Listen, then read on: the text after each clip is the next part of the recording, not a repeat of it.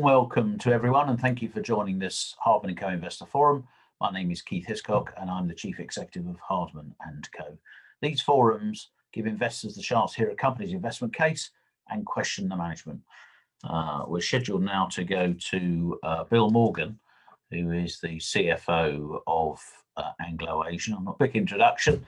It's a leading copper and gold producer in Azerbaijan with a range of assets from exploration through to full production.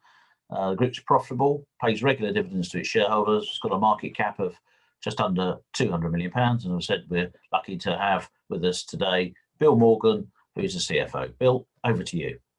Okay, well, good afternoon, ladies and gentlemen, and thanks for inviting me, Keith. Okay, this is just a quick introduction to the company. Anglo Asian is the only listed international mining company in Azerbaijan. The only other significant mining company in Azerbaijan is Azergold, who are government-owned. The company was floated on AIM in 2005, and we poured our first gold in 2009. To the end of last year, we have produced almost 700,000 ounces of gold, 1.3 million ounces of silver, and over 13,000 tons of copper. We acquired our 6 concessions in Azerbaijan in 1997, and of these, 3 were restored to us last year following the resolution of the conflict with Armenia. We currently produce gold and copper and silver at a Gedabek site from an open pit mine and 2 underground mines. Our production facilities include leaching and flotation, and these are also located at Gedabek. In total, including the 9,000 square kilometres restored last year, our concessions in total are just under 2,000 square kilometres. I mean, to put this into context, this is approximately 2.5% of the territory of Azerbaijan. Okay, we are a very well-positioned company in Azerbaijan. Reza Vaziri, our president and CEO, is a long-established businessman here, and he is supported by a very experienced board and management team. And it goes without saying that we have excellent relations with the government of Azerbaijan. Our financial position is very strong, and we have a very well-defined growth strategy, both to increase production in the medium term and for the company's long-term development.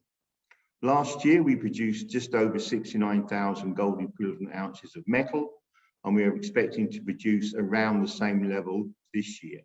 It is our firm intention to grow this in the next few years, and we have ample opportunity to do so. These are our 3 operational contract areas, as we now call them. The current heart of the business is the Gedabek contract area, where we produce gold doré and copper concentrate from an open pit and 2 underground mines.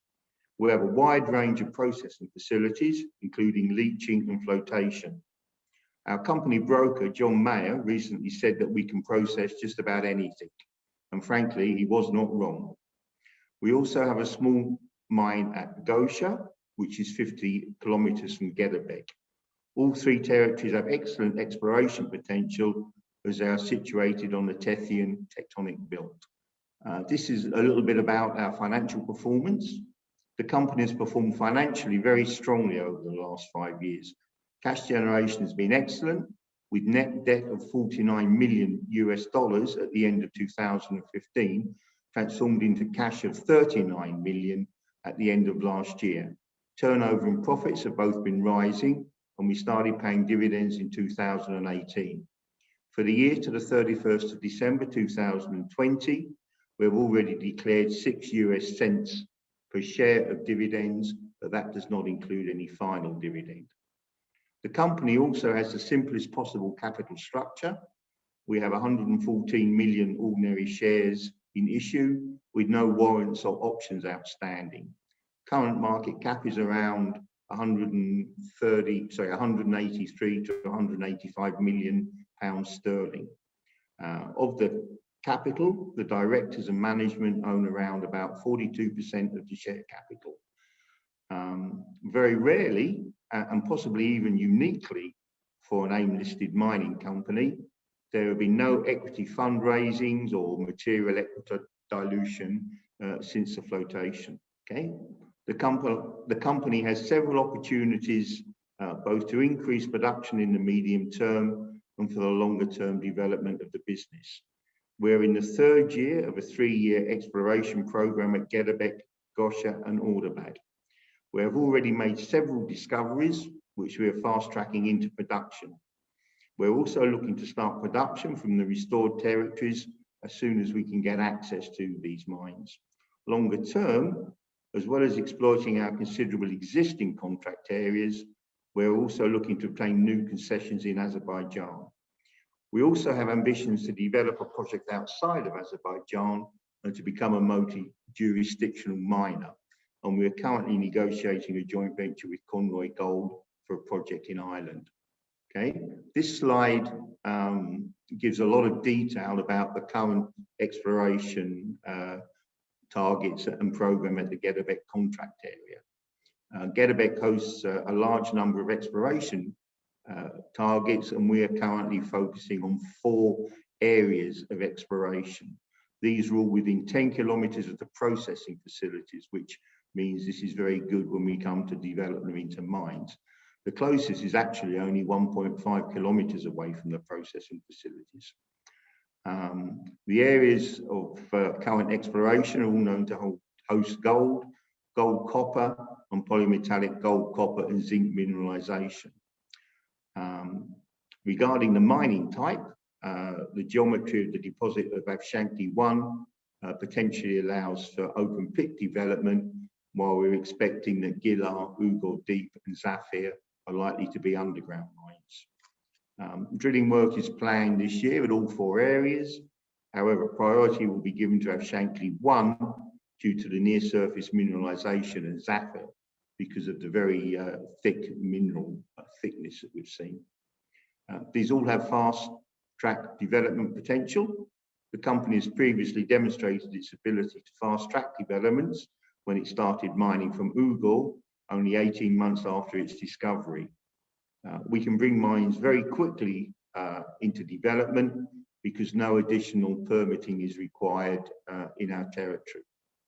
Okay, this is some information about Zafer, which is a new discovery which we recently announced. It was discovered by ZTEM Geophysics, which was a helicopter survey carried out at the end of 2019. The ZTEM survey identified many epithermal and potential porphyry-style targets, and Zafir is one of them. Follow-up drilling has given a significant mineral intersection of 113 metres, 0.5% copper, and 0.7 grams per tonne of gold, with maximum grades in drilling so far of up to 6% copper, 15% zinc, and over 12 grams of gold. Given the grades and the thickness of the mineralisation, we think the potential of Zafir is very significant. Importantly, Zafir is only 1.5 kilometres from the company's processing plants, so no new major infrastructure will be required to develop the mine, which we, as I said, would be expecting to be underground. Zafir also sits on the trend from the Gedabek open pit mine to the Ugor deposit. It's given the mineral thickness and potential grade, this is a high priority target. Okay, this is again a lot of information about Gosha. Gosha is some 50 kilometres from Gedabek and is the location of a small narrow vein underground mine. Exploration has identified a new gold vein system beneath and adjacent to the current mine. The gold grades returned are very significant, and we have also discovered copper mineralisation elsewhere in Gosha. Drilling will be carried out at targets near the existing underground mine and in other areas of the contract area during this current year. This is Ordubad in the Nakhchivan enclave of Azerbaijan. Ordubad has a very large mineral potential based not only on Soviet era exploration, but also from results of company exploration, which has identified both copper deposits and gold vein targets. Exploration was limited last year as access was curtailed due to COVID-19.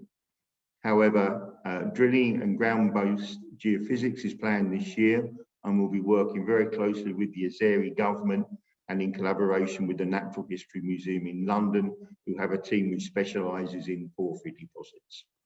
Okay, this is a map of Azerbaijan, which shows all 6 of the company's contract areas, including the 3 newly restored contract areas of Soyulu, Kizzlebullag and Vejnali. Given that we have nearly 2,000 square kilometres of land under concession, and all of this land contains mines and known deposits, we feel the potential of this land is therefore pretty enormous. Okay, this is the first of the restored contract areas, Soyulu. This hosts the largest gold and silver mine in the Caucasus region, known as Soyulu. This was formerly known by its Armenian name of Zod, and is reported to host over 8 million ounces of gold. The mine straddles the Armenian-Azeri border, and 73% of the mine is actually located in Azerbaijan.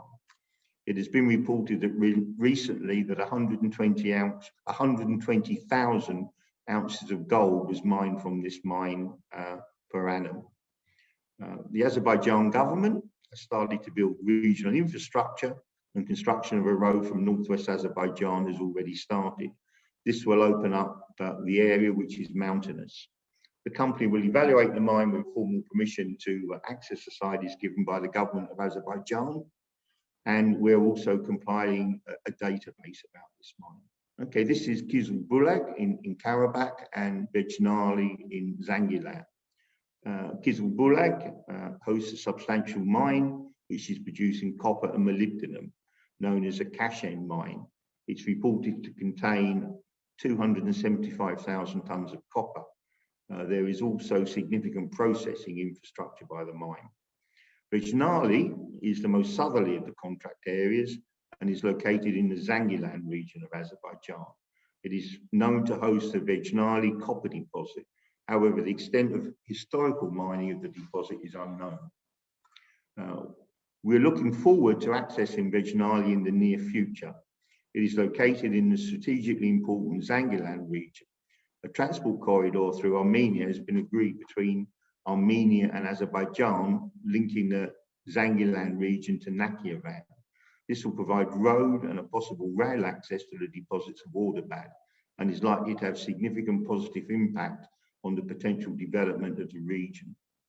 Although everyone has been focusing on the potential of the existing mines within the newly restored contract areas, we also feel that there is very significant exploration potential within these newly restored contract areas. The geology of the region indicates that this will keep us in work for many years to come. The company also has ambitions to grow outside of Azerbaijan and has been assessing opportunities in various countries. We are currently negotiating a joint venture agreement with Conroy Gold, and we believe this is a very attractive project. The negotiations have been going on since last May, and frankly, that's a lot longer than we would have liked. It's also given rise to much speculation about the delay. However, I cannot say any more as the company is under a duty of confidentiality in relation to the discussion with Conroy. Okay, and this is our final slide, and this is just a summary of the investment case for Anglo Asian mining. We believe that the company is extremely well placed to grow from its current status into a mid-tier mining group. The current production provides a cash flow to finance the growth, and we have many opportunities, especially in the restored territories, which was frankly a transformational event for us. We have exploration assets delivering positive results. You know, we can quickly start up mines. We're looking at other external opportunities. We really think that taken together, that this really will give us the opportunity to grow. And as well as all these opportunities, obviously we do have the people and the capital to be able to pursue these as well. So we think the investment case speaks for itself, and look forward to continue to deliver shareholder value as we have done for the past few years. So thank you very much, and thank you for your time in listening to this presentation. Well, Bill, thank you very much indeed. That was extremely comprehensive coverage. And I will tell you that during the course of your presentation, you managed to cover an awful lot of the questions that had come in. But we're going to have a go at trying to find out a few more angles. This is from Patrick. He says, some time ago, there was a news release about law firms being instructed to examine the valuation of the company with a view to possibilities of merging or selling the business. Has there been any progress? This was, sorry, you were breaking up a bit, but this was a news release about what? Us being sold as a company? It would seem to be from this question that that's exactly what it says, but I'm not aware of this background. Are you? Okay, no, there was some talk, I think 2 years ago, that the Azerbaijan government had appointed some lawyers in Azerbaijan with a view to actually acquiring either the company or some of our exploration areas and such like. But there have been no developments, and as far as I'm aware, and we're all aware, that has all gone away. So, you know, I have to be careful what I say here, but I don't think there's any intention of the government of Azerbaijan to do anything with this at the moment, other than help us develop what we have. Okay, well, let's move on to the questions of cost. So we've had a couple of questions about break-even price levels for each metal relative to indices, and also what is the all-in cost of the gold and silver production? That comes from Josh. I think our last all-in gold production, all-in sustaining cost of gold production was just below $600 per ounce. A large majority of our costs are actually fixed, so our all-in sustaining cost tends to go up and down with our production. But we are looking at, I would say, around about $600 per ounce as an all-in sustaining cost.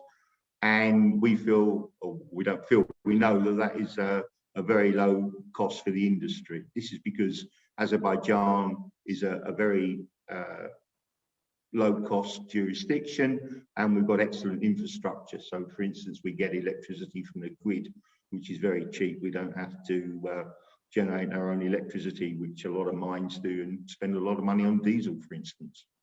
Okay, so here comes a question about long-term copper production strategy. So I'm just going to read this question to you. This comes from Paul. How would you describe your long-term copper production strategy in the context of your region and pending EV opportunities? The market is giving your company no valuation for Armenian assets. How do you think this could change in the future? Well, there's two questions there. First of all, I think there is a question about what is our strategy with regard to copper. I mean, copper is becoming an increasingly important metal in the world, and I think it's becoming an increasingly important part of our production.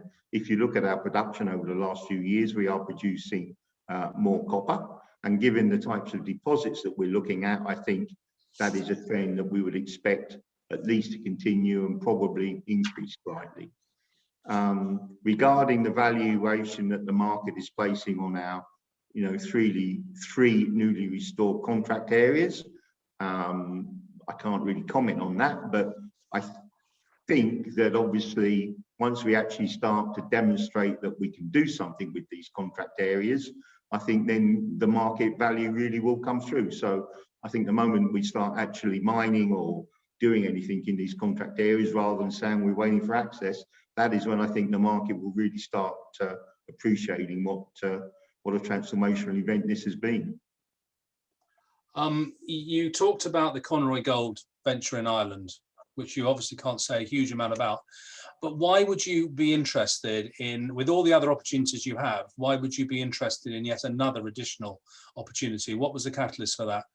Okay, we have a big ambition to be a multi-jurisdictional miner, and that could affect our share price in a very beneficial way.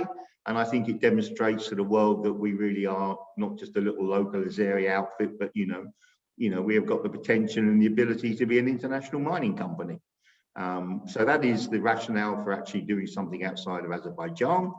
The Conroy Gold project, we just feel is a potentially very good project in a very nice jurisdiction. Ireland is part of the EU. It's got a well-defined mining industry, and it's something that we feel we could pursue. When we look at projects, I think we look at the jurisdiction area probably more than actually the project itself, because You know, that is so important now in mining. There's no point going into a country with a fabulous project if, you know, the government's going to take it away from you the moment you've developed it, as has been known to happen. Right. So the next question basically is, could you repeat the capital expenditure plans that you have over the next 12 months for the company, please? Capital expenditure for this, well, on our existing mines at Gedabek and Gosha and Ordubad, we do not have big capital expenditure plans because these are mature operations, and that's along quite nicely. Obviously, there's a bit of replacement capex, but we're not talking, you know, tens and 20s of millions of dollars. You know, we're talking single-digit millions of dollars. Obviously, if we can do something in the restored territories, that may add to our capital expenditure plans. But what it would add, we don't know until we know what we're on. Thank you very much indeed, Bill. Thank you. Thank you, Bill and Richard, for that session.